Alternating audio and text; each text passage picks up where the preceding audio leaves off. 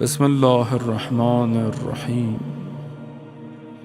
عن جابر بن عبد الله الأنصاري عن فاطمة الزهراء عليها السلام بنت رسول الله صلى الله عليه وآله قال: سمعت فاطمة أنها قالت: دخل علي أبي رسول الله في بعض الأيام فقال: السلام عليك يا فاطمة. فقلت: وعليك السلام. قال: إني أجد في بدني ضعفا. فقلت له: أعيذك بالله يا أبتاه من الضعف.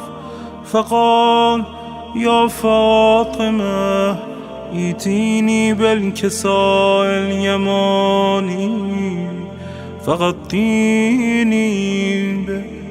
فأتيته بالكساء اليماني فغطيته به وصرت أنظر إليه وإذا وجهه يتلألأ كأنه البدر في ليلة تمامه وكماله. فما كانت إلا ساعة وإذا بولدي الحسن قد أقبل وقال: السلام عليك يا أمه. فقلت: وعليك السلام يا قرة عيني وثمرة فؤادي. فقال: يا أمه، إني أشم عندك راحة طيبة كأنها رائحة جدي رسول الله. فقلت: نعم، إن جدك تحت الكساء. فأقبل الحسن نحو الكساء وقال: السلام عليك يا جدا يا رسول الله، أتأذن لي أن أدخل معك تحت الكساء؟ فقال: وعليك السلام يا ولدي ويا صاحب حوضي، قد أذنت لك. فدخل معه تحت الكساء. فما كانت إلا ساعة وإذا بولدي الحسين قد أقبل وقال: السلام عليك يا أمه. فقلت: وعليك السلام يا ولدي ويا قرة عيني وثمرة فؤادي. فقال لي: يا أمه، إني أشم عندك راحة طيبة كأنها راحة جدي رسول الله. فقلت: نعم، إن جدك وأخاك تحت الكساء. فدنا الحسين نحو الكساء وقال: السلام عليك يا جده، السلام عليك يا من اختاره الله، أتأذن لي أن أكون معكما تحت الكساء؟ فقال: وعليك السلام يا ولدي ويا شافع أمتي، قد أذنت لك. فدخل معهما تحت الكساء. فأقبل عند ذلك أبو الحسن علي بن أبي طالب وقال: السلام عليك يا بنت رسول الله.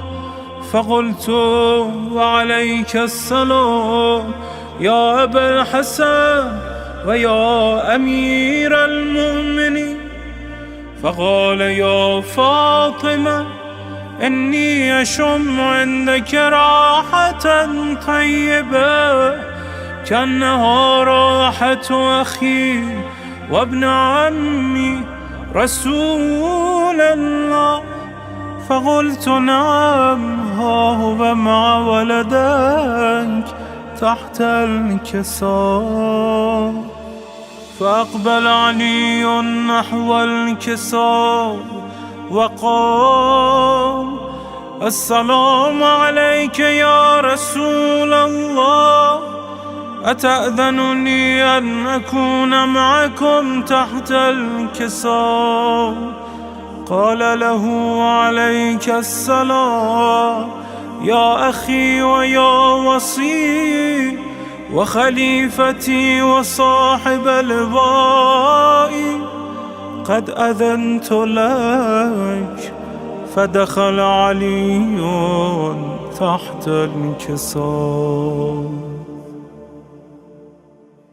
ثم أتيت نحو الكساء وقلت السلام عليك يا أبتاه يا رسول الله، أتأذن لي أن أكون معكم تحت الكساء؟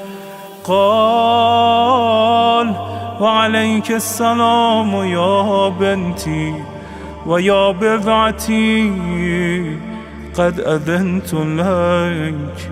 فدخلت تحت الكساء. فلما اكتملنا جميعا تحت الكساء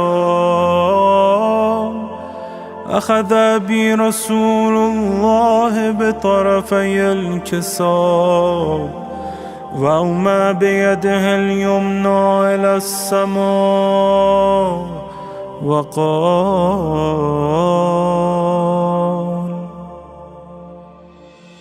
اللهم إن هؤلاء أهل بيتي وخاصتي وحامتي، لحمهم لحمي ودمهم دمي، يؤلمني ما يؤلمهم ويحزنني ما يحزنهم.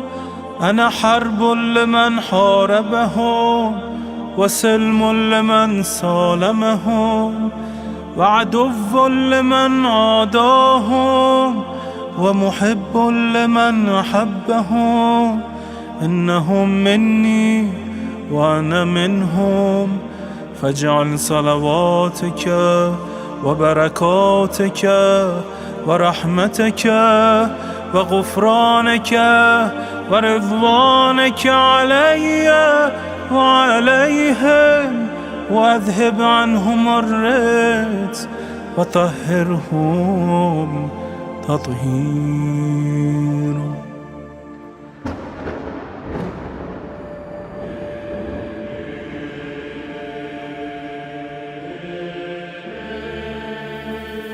فقال الله عز وجل يا ملائكتي ويا سكان سماواتي، إني ما خلقت سماء مبنية ولا أرضا مدحية ولا قمرا منيرا ولا شمسا مضيئا ولا فلكا يدور ولا بحرا يجري ولا فلكا يسري إلا في محبته هؤلاء الخمسة الذين هم تحت الكساء. فقال الأمين جبرائيل يا رب ومن تحت الكساء؟ فقال عز وجل هم أهل بيت النبوة ومعدن الرسالة هم فاطمة وأبوها وبعلها وبنوها. فقال جبرائيل: يا رب، أتأذن لي أن أهبط إلى الأرض لأكون معهم سادسا؟ فقال الله: نعم، قد أذنت لك. فهبط الأمين جبرائيل وقال: السلام عليك يا رسول الله. العلي الأعلى يقرئك السلام ويخصك بالتحية والإكرام ويقول لك: وعزتي وجلالي إني ما خلقت سماء مبنية ولا أرضا مدحية ولا قمرا منيرا ولا شمسا مضيا ولا فلكا يدور ولا بحرا يجري ولا فلكا يسري إلا لأجلكم ومحبتكم، وقد أذن لي أن أدخل معكم، فهل تأذن لي يا رسول الله؟ فقال رسول الله: وعليك السلام يا أمين وحي الله، إنه نعم، قد أذنت لك. فدخل جبرائيل معنا تحت الكساء، فقال لأبي: إن الله قد أوحى إليكم يقول: إنما يريد الله ليذهب عنكم الرجس أهل البيت ويطهركم تطهيرا.